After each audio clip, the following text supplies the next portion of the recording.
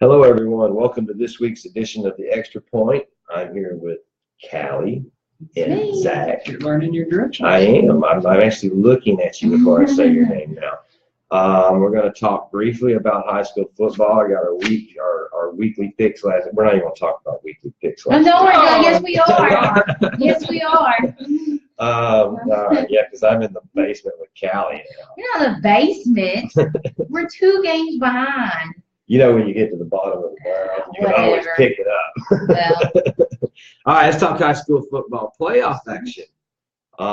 Big win for Moore County last week in their first round. They won 34-7 over Collinwood.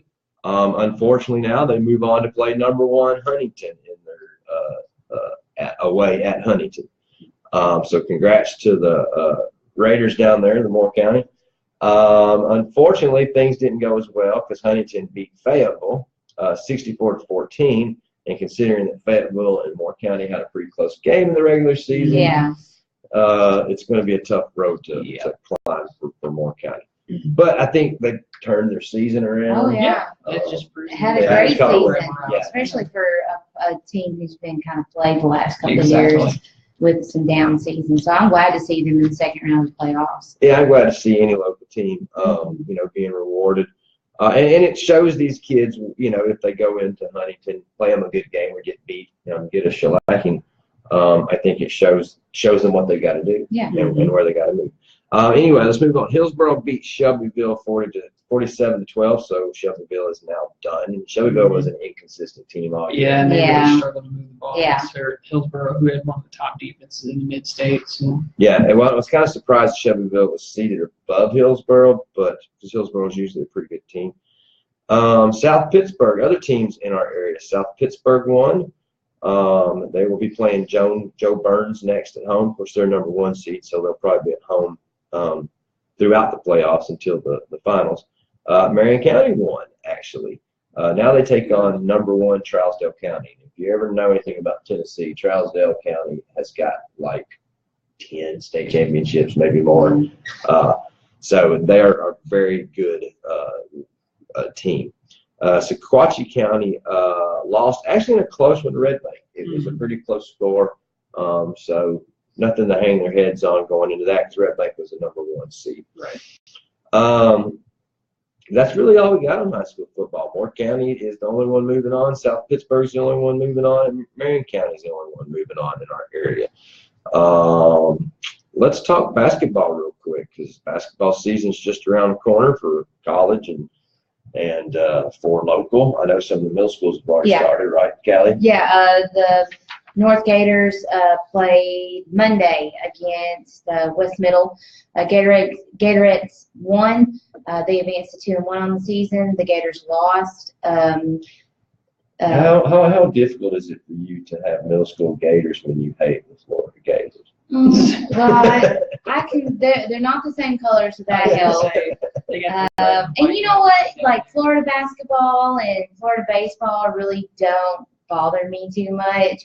It's just football. Just football. Yeah, just football. And I think it's just the collection of unique coaches. I interrupt you. I'm sorry. It's okay. Lady Hornets also beat Eagle, advanced to 3-3 on the season. And the Gentlemen Hornets, they lost and they advanced or they're 1-5 on the season. So they're, middle school basketball is kind of getting started, and high school is still a little bit longer, but obviously we're all excited for that to kick off. Okay, be kicking off soon. Speaking of soon, when is the basketball season going to be kicking off here? It gets started here in Tullahoma on November 16th. So on Thursday, they'll have the Russell Barnett tip-off tournament here at Tullahoma High School, or at least the Tullahoma High School tips off. It's Thursday. You know what schools are going to be involved I in have that not yet? received a schedule for that yet. I'm going to be reaching out to get that schedule pretty soon. Well, as soon as you do, why don't you get out on your Facebook sports page and the Tullahoma News, and we can share that onto the Franklin County Facebook page as well, especially if they're involved in it. I would hope that they are. Shout out to locals. Zach, you said you had a couple of people you want to shout out to. 3 people I want to give a shout out to. I want to give a shout out to the high school bowling teams first, who, if you guys aren't aware, the high school has #1 ranked boys team in the state right now, and they Which is just awesome. they just went 11-0 on the season right now with a big win again on Monday against Marshall County. So they keep on rolling, and then you got the #10 ranked girls team as well, who's 9-1 on the season, 8-1 on the season right now. So congrats, ladies, congrats, guys. And I also want to give a shout out to the West Middle School boys basketball team, as Callie just mentioned. They beat North on Monday, so they're off to a 4-0 start. One of the best area teams I've seen around. I mean, just the way that they're able to dominate on the offensive end and get defensive stops, it's great. And I also want to give one final shout out to the East Middle School girls basketball team who won their first conference game in 5 years. That's a big deal. Yeah, it is. Yeah, this program has struggled immensely over the past few years. So it's great to see that. I mean, in the first 2 games of the season, they're 1-2 on the year right now. The first 2 games of the season, you could tell something was different about this team. I just was reading the box scores alone, and I could tell something was different about this team. And I got to actually see them play on Monday night in person. And yeah, it's a completely new team than what's been out there on the court for East the last few years. Yeah. Okay. All right. Well, good. Congratulations to the Tullahoma bowling team. All the basketball that's going on. East Middle. Getting the win. That's great. Great to hear. Good things happening in Tullahoma. Good things happening in Franklin County. And I think we're just kind of excited that basketball season's getting on us, and football season. We hate it when football season winds down. But it's what it is. Well, we still have a lot of college ball ahead of us. And speaking of college ball, last week we'll talk to picks real quick, I guess, if we have to. Absolutely. Zach almost perfect. Callie almost perfect. And I came in below 500. Zach, you now take the lead at 40-25, and I'm in Callie, and we are both 38-27.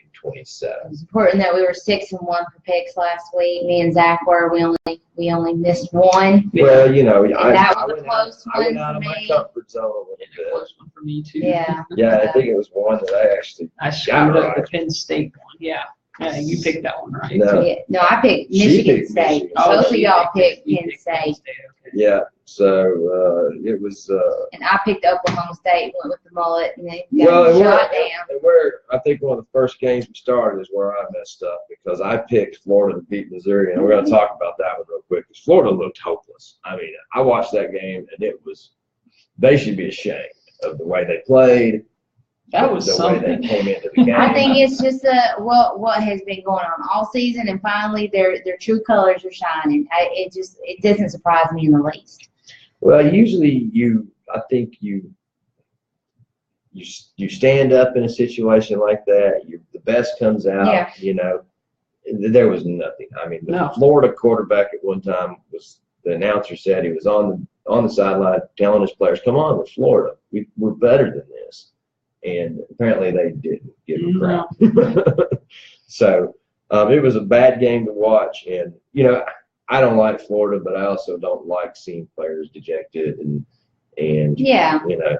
And speaking of dejected or whatnot, UT beat Southern Miss, but they struggled. It was nothing to, they were celebrating. I was like, that's great, you got to win, but you got to win against Southern. No, it wasn't an impressive win by no means. And we're down to literally scraping the bottom of the barrel with our offensive line.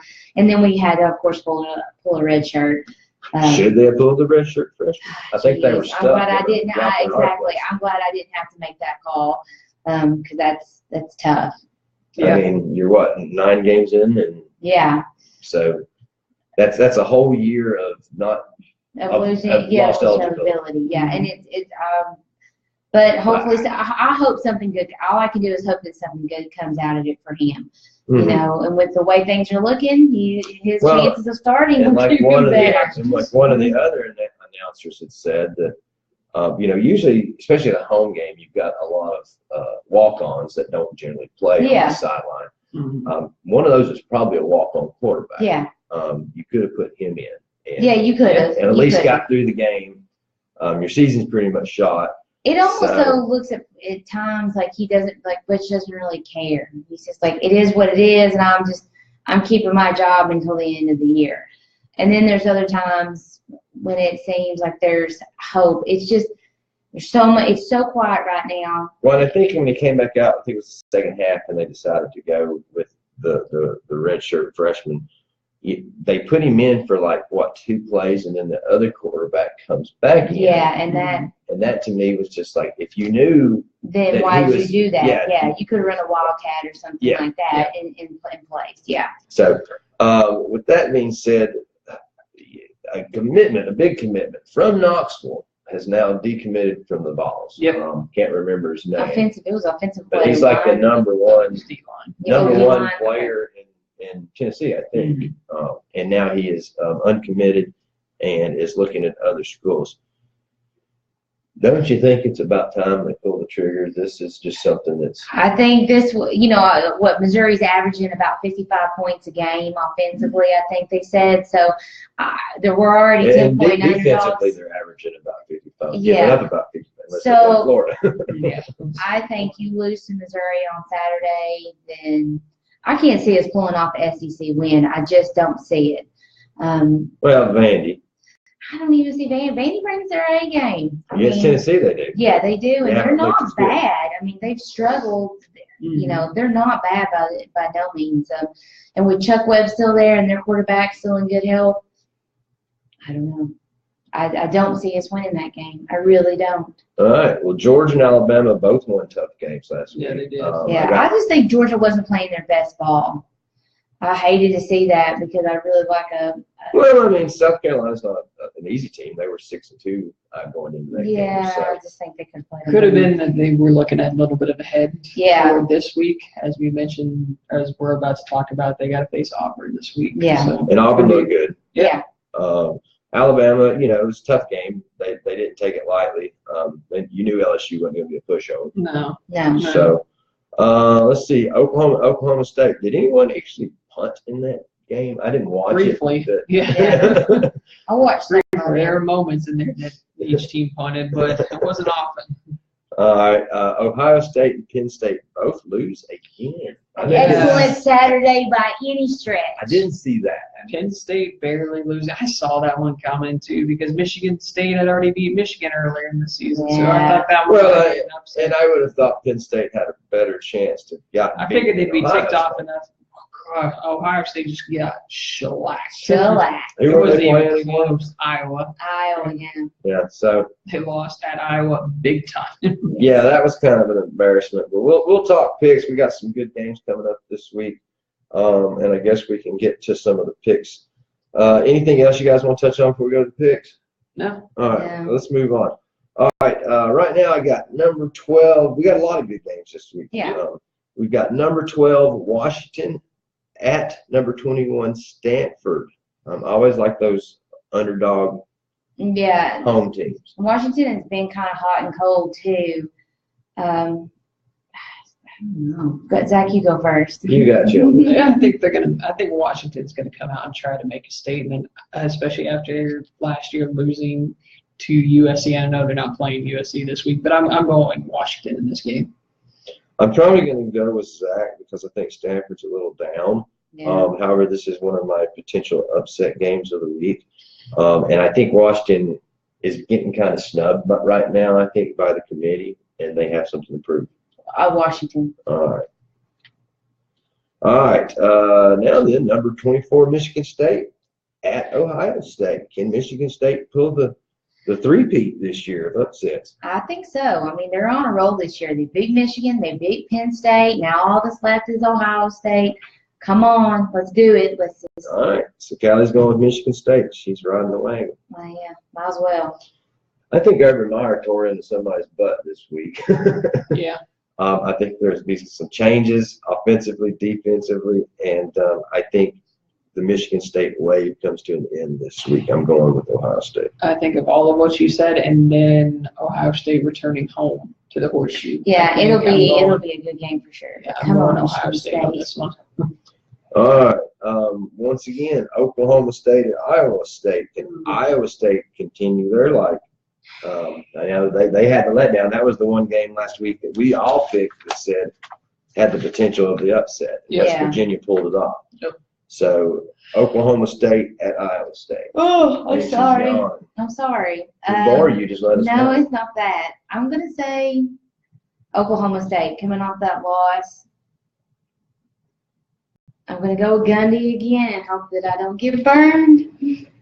Well, I'm going to go with the mullet too. That god awful mullet. But yeah, I think Oklahoma State has a rebound game against Iowa State. Yeah. Oklahoma State can score, so it just depends on if Iowa State can keep them from scoring. They did it against TCU, but then West Virginia put quite a few points on them. So It ended up becoming a close one. It was 17-0 real quick, but then it ended up being final 2017 West Virginia. So yeah. So I'm going with Oklahoma State on that one. All right. Let's look down here. How about number 3 Notre Dame at Miami? I also have this one down as a potential upset. Yeah. Zach, why don't we start with you? I like Notre Dame. I've been really impressed with Notre Dame all season. They played Georgia extremely close this year, so I'm going Notre Dame in this one, even though it's on the road. It's hard to tell. I mean, Miami has played close games with but they are winning. They know how to win. They do. They do how to win a close game. I'm going to go with Miami on this one and hope that I'm not disappointed. I think this is a coin flip. I think it's, there's probably a point spread out there, but being that Miami's at home, it's probably a small point spread, if not Miami being favored by a point. I'm going Cali. I'm going Miami. Put my faith in Mark. Hopefully he doesn't disappoint. All right, number 2, Alabama at number 16, Mississippi State. Yeah. Callie, what do you think? Alabama all the way. I mean, Mississippi State's definitely had their bright spots this year, but like I said, Alabama just continues to dominate. I think this would be the potential upset for Alabama this week if it was to happen. But I'm going to go Alabama. I'm going Alabama too. They were able to. But I like Mississippi State keeping it a close game for at least the first half. Yeah. All right, 2 more. We got number 8 TCU at number 5 Oklahoma. Zach, what do you think? This is one that was a coin flip for me because you got Oklahoma who's coming off of that gutty win last week against Oklahoma State. I like Oklahoma again in this one. Something tells me go Boomer Sooner on this one. Yeah, I'm with Zach. Horned Frogs When I saw them play Iowa State, I wasn't very impressed with the Horned Frogs. Of course, everybody has a bad game.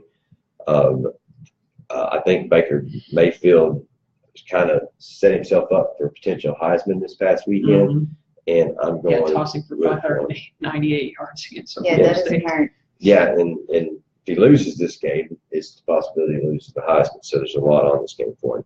I'm going Oklahoma. Number 1 Georgia at number 14 Auburn. I think this has got the potential for. I wouldn't say an upset 'cause it's 1 versus 14.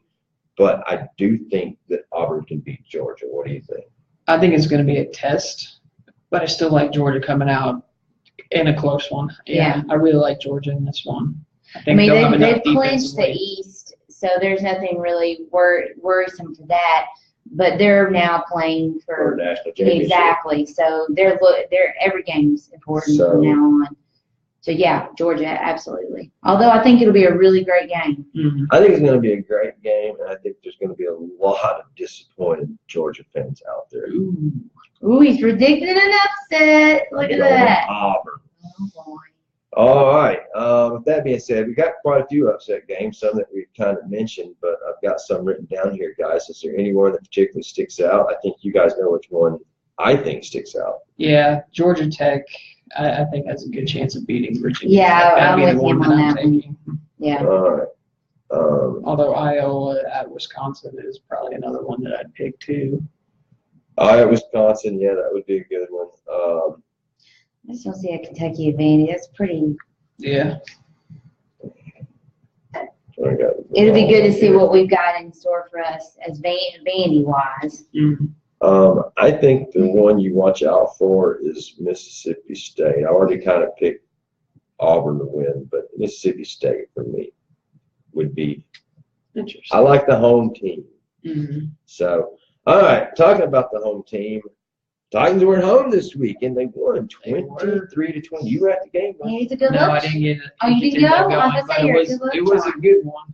Yeah. It was a good one. I watched that all the way through. And Well, they play Cincinnati next week. Now, there was a couple things. I actually watched the whole game. And to me, they make dumb plays sometimes.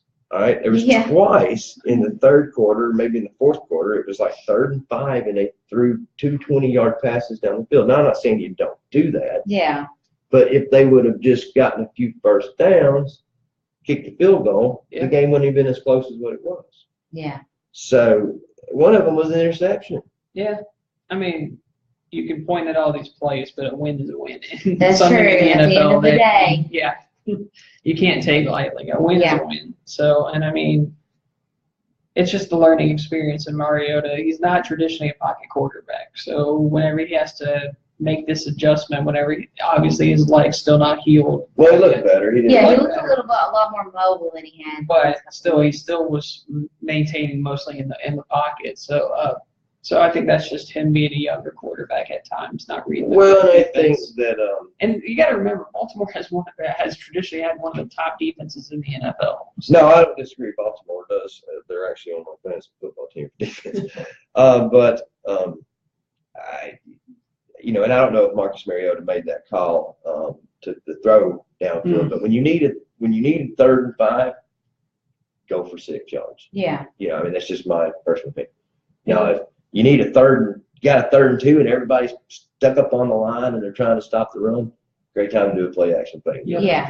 And of course, it's all what the quarterback sees. So, and he may have seen something that we didn't see. Yeah. So got there just a bit late or whatever. So. I'm not gonna. I mean, like I said, they won. So Cincinnati. They play Cincinnati next week at home. Yeah, they play Cincinnati this Sunday. This Sunday at home. Cincinnati's kind of down.